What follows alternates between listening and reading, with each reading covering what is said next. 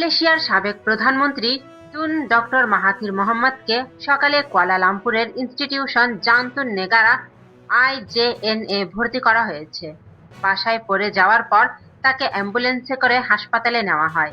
Doctor মাহাথিরের press সচিব সুফি ইউসুফ হোয়াটসঅ্যাপের সরকারি গ্রুপ ডক্টর এম মিডিয়া আপডেটসে পাঠানো এক বার্তায় বিষয়টি নিশ্চিত করেছেন।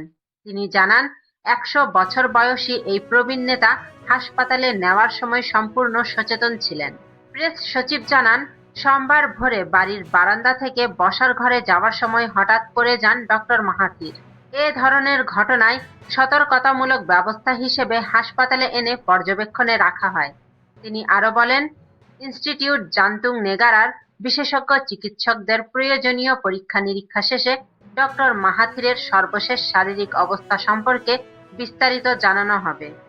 উল্লেখ্য, মালয়েশিয়ার চতুর্থ ও সপ্তম প্রধানমন্ত্রী তুন ডক্টর মাহাথির মোহাম্মদ গত বছরের ১৩ জুলাই অতিরিক্ত ক্লান্তির কারণে একই হাসপাতালে চিকিৎসাধীন ছিলেন।